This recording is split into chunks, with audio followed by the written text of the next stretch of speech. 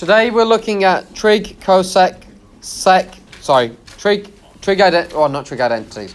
We're looking at trigonometry, and we're looking at three things: cosec, sec, cot, which you might or might not have heard of before, and how to get values. Okay, so we are on page 53 of the textbook. Okay, so it's worth heading over there. Okay, so you know some things already. If I've got a triangle, which is theta, x, y, r, even though we, really we tend to just use OAH.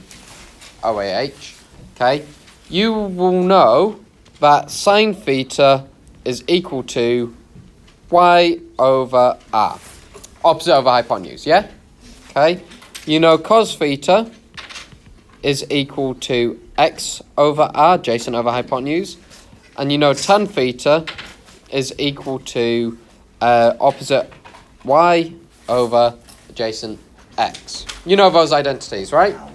Okay, so cosec, sec, and cot are basically 1 over.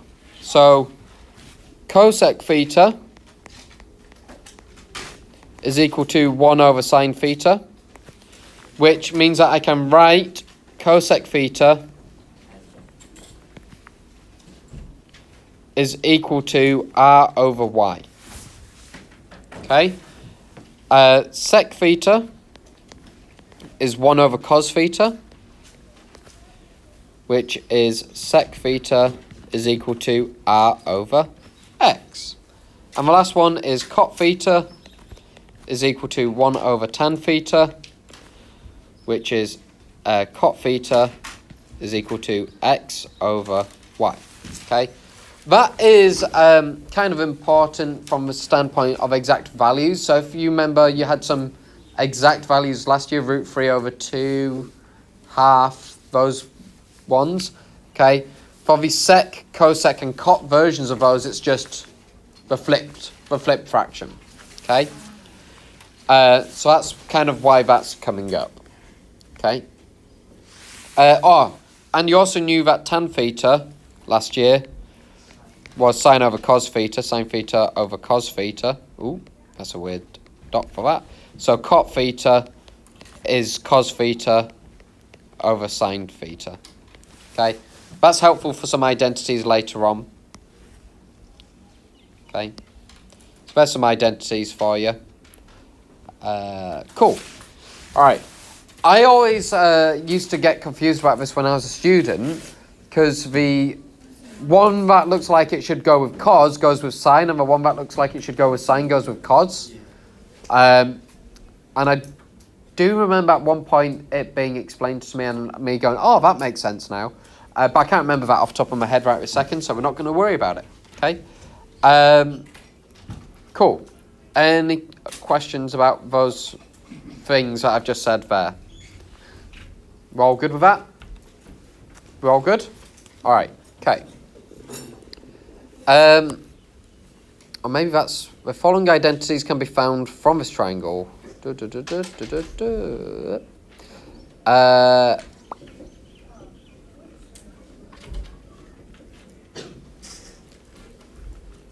Oh, they're just showing some identities. All right. So, if you know also sine squared theta plus cos squared theta equals 1. Although actually, are they using a different identity there? No, they're not. Okay. Okay. They're showing a different way of proving this thing, but one of the things I can do here is divide through by sine squared theta. Okay? So I can divide by sine squared theta. If I divide this by sine squared theta, what I end up with is 1 plus tan squared theta, because... Oh, hang on, no. No. Cot squared theta, sorry. 1 plus cot squared theta, because cos over sine is cot, and cos squared divided by sine squared would be cot squared. Is that okay? If I divide cos squared by sine squared, it's using that identity. Cos over sine is cot, so cos squared over sine squared would be cot squared. Okay? So when I divide through by sine squared, I get 1 plus cot squared theta is equal to 1 over sine squared, and 1 over sine squared is that identity. 1 over sine is cosec, so 1 over sine squared is cosec squared. So this becomes 1 plus cot squared is equal to cosec squared theta. And if I do another identity where I divide through by cos squared, then what I end up with is sine divided by cos. Sine divided by cos is tan, but because it's squared, it's tan squared. So I get tan squared theta. Ooh, wrong colour and wrong thing. And back here too. So tan squared theta plus cos divided by cos is 1. And then 1 divided by cos squared is the sec squared. Okay. So these are the identities, extra identities that I have based upon sine squared theta plus cos squared theta equals 1. We've seen that before, right? Yeah? Cool. Yeah? Yeah? No? Wait, are those all of the identities that you need to remove? No! No, they're just for start ones. Okay? And technically I should be writing it as identity as opposed to equals. Meaning that no matter what, these are always true. Okay, 'cause it's not an equation, it's an identity. No matter, this is true no matter the value of x. When you solve for x, you're solving for a specific version of x where there's an x solution, whereas this is always true. Okay, no matter the theta value, this identity is true. Okay, so that's key point 3.2 from there if you wanted to look at that. Also, just as a recap, sine graph. Okay, I don't know why they've only stuck to one side of that sine graph, but I'm going to do both sides. Okay, theta, y. Okay, if I do y equals sine theta, what does it look like? What are the points, important points? Starts at 0, 0, 0. Okay. Maximum height 1, minimum height -1. Where does it hit maximum height 1 on a 90? Or did you do it as radians last year as well? Yeah. Yeah. Okay. Pi over 2. Hang on.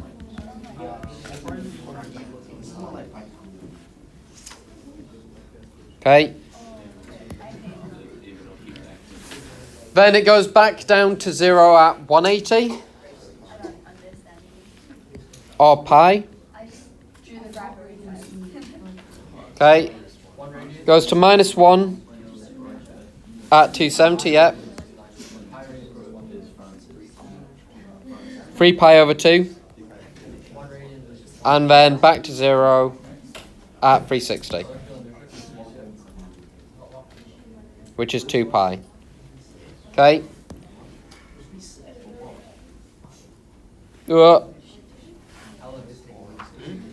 Okay. So, okay, guys, that's a sine graph. The points of interest pretty much stay the same for all the graphs. 0, pi over 2 pi, 3 pi over 2, 2 pi. So I'm not going to write them out again. Obviously, you've got the negative versions of it as well on the opposite side, which would be there. Yeah, you would have had to do negatives last year, potentially. Because it could have said between -180 and 180. Was a version that they occasionally said. Okay, same but negative on the left-hand side. Okay, looks like that. We're all good with sine graph? Yeah. Cool. So, 1 over sine graph, what does that look like? As in y equals cosec theta. Yeah, but to take the U and then the UA. It's the UN, it's the United Nations. Yeah. No, it's not.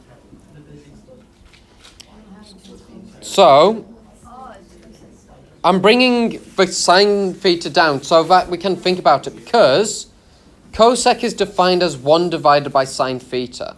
Okay? So there's some points which would be easy to work out, such as when sine theta is 1, what's 1 divided by 1? 1. Okay?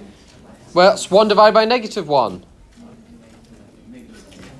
Okay? So we've got these points which stay the same. Okay? They're in the exact same spot. However, if you think about 1 divided by a number between 1 and 0, is that greater or less than 1? It's going to be greater than 1, so it's going to be going up this way. When it hits 1 divided by 0, what's that? Undefined. Okay? So what we get is asymptotes at when it is 0. Okay? Because it's never going to hit 0. It can never be 0. It's undefined. Okay? So, what we end up with is at 1, as it starts to decrease that way, this is going to increase this way, up into a point which is undefined. So it goes towards infinity, because as it gets smaller and smaller and smaller, it gets closer and closer towards infinity. So you end up with these sort of U shapes. Okay? Or N shapes on the other on the bottom. Okay? Is that okay? Okay. You can see another diagram of that on page 54. But it's worth knowing what the graph will look like, because if you've got multiple values, one of the ways of finding those extra values is by considering what the graph looks like, what other points would satisfy the situation. Okay? So that's for cosec theta. I'm just going to quickly do cos theta and sec theta, because they're just transformations of the other one. So cos theta, hopefully you remember, 1 minus 1, it's just, shifted slightly. Okay, so when I do sec theta, again it's just a shift. 1 minus 1. Okay, so it's just a shift of that, so woo. Ooh, yeah.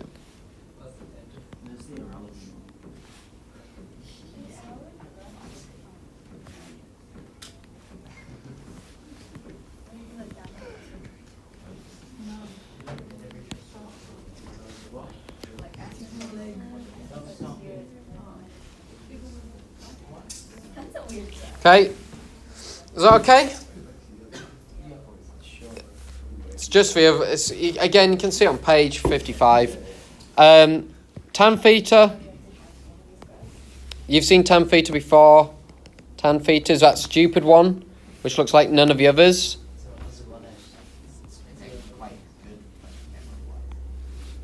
Oh, goodness.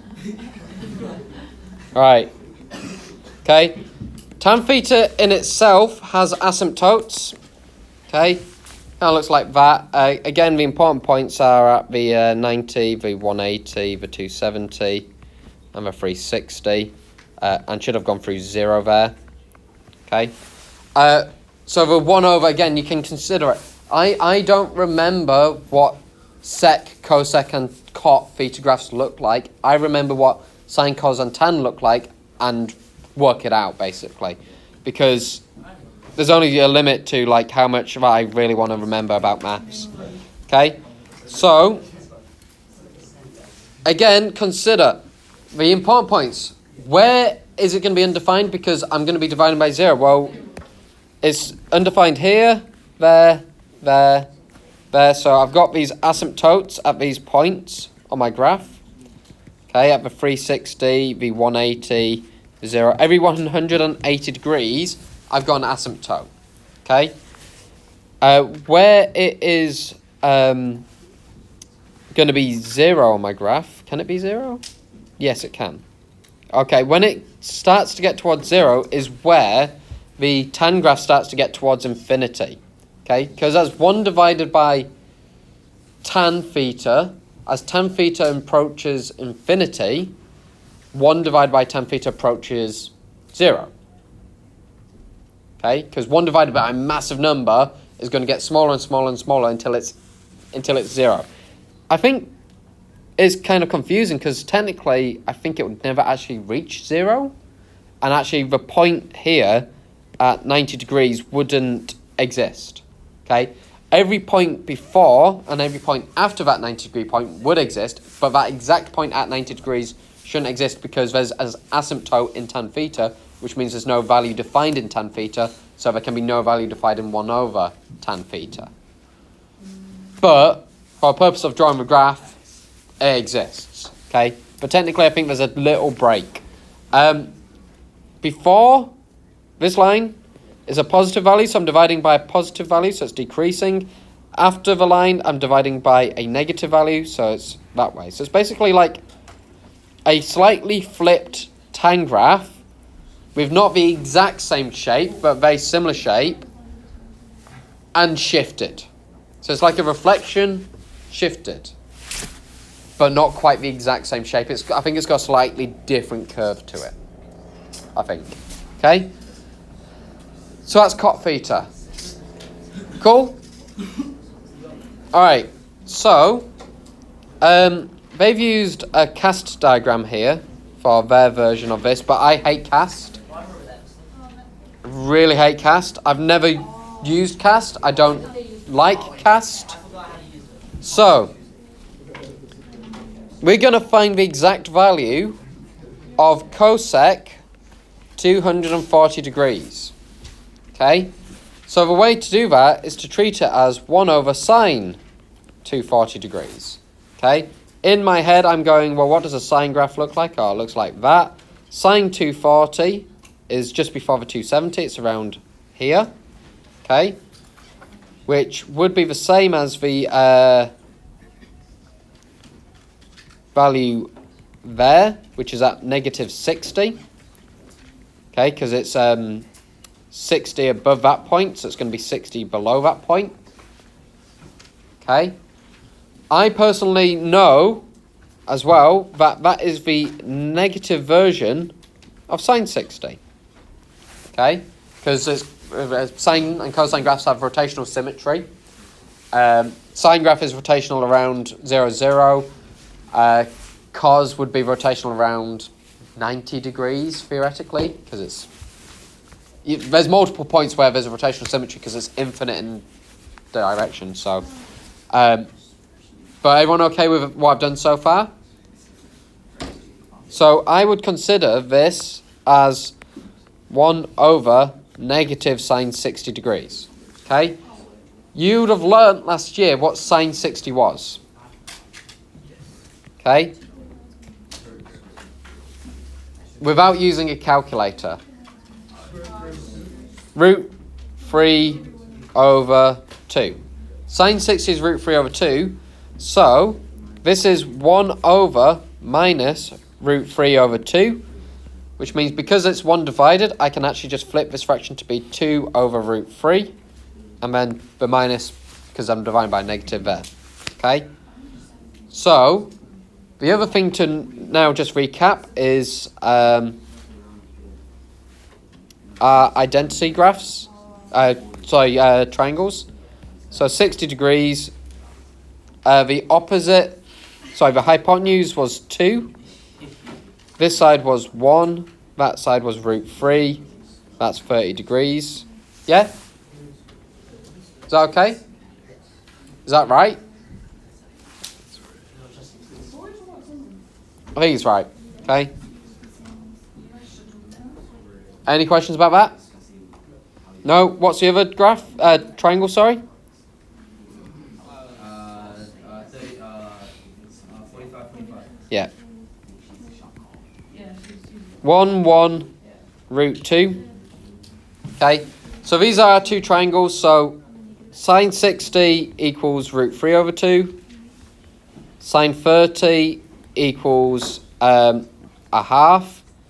Cos 60 equals 2 over root 3. Cos 30 equals, cos 60 equals a half. Cos 30 is equal to root 3 over 2. Yep. Tan 60 is root 3. Tan 30 equals 1 over root 3. Okay?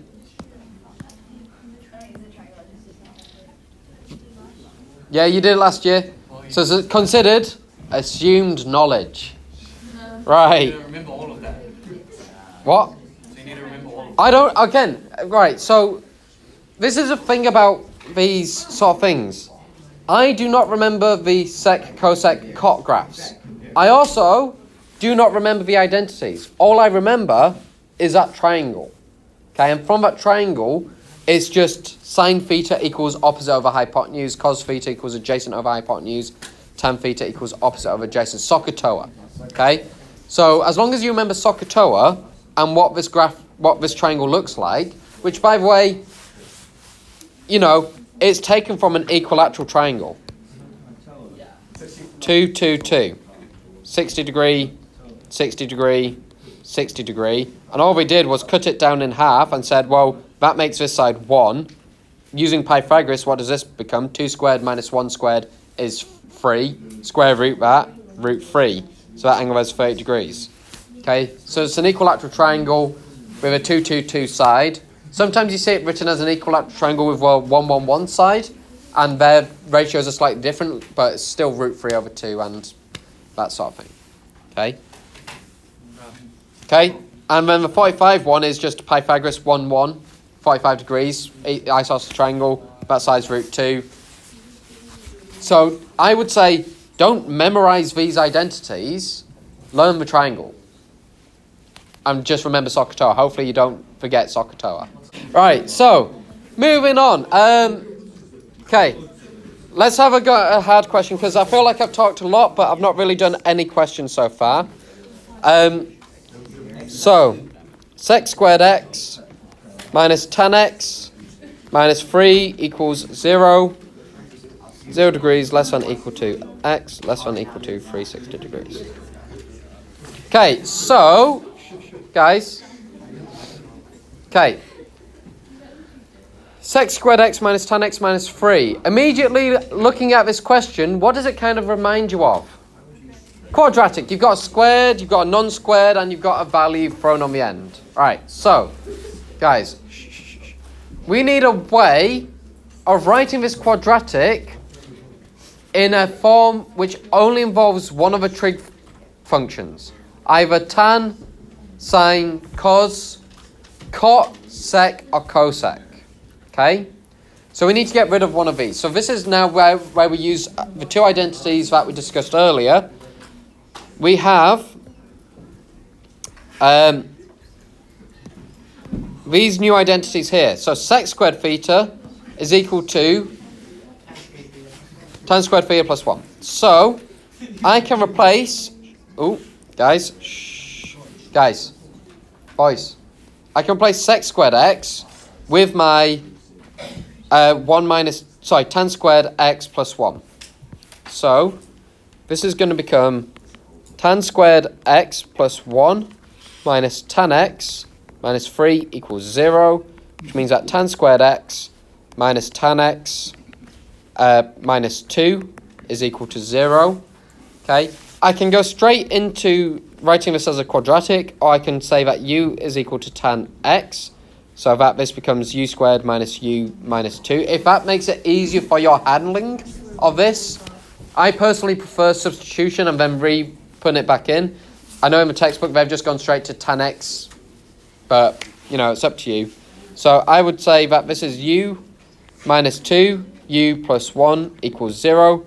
So u is equal to 2, u is equal to negative 1, which is tan x equals 2, which is a thing. And then tan x equals minus 1. Solve it. So x is the inverse tan of 2.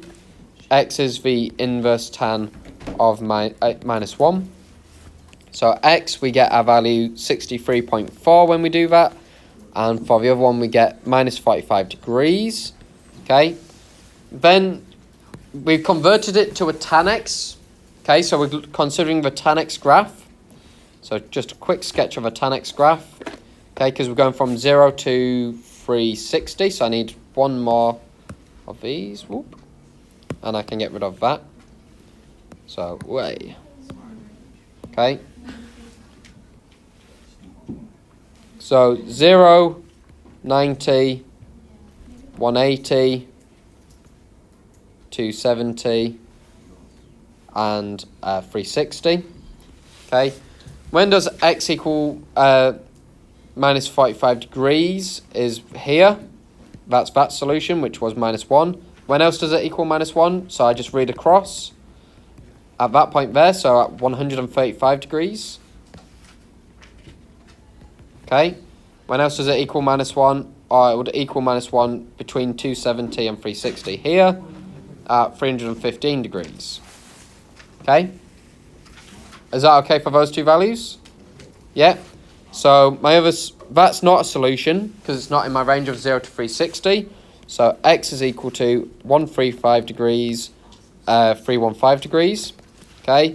For this 63.4, I go to 63.4, read up. It's here at 2.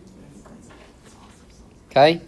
When else is it at 63.4 degrees at 2? So I'll read along. 63.4 above 180. So that would be 244.4. And that's it. Oh, 243.4, sorry. 63.4. Okay.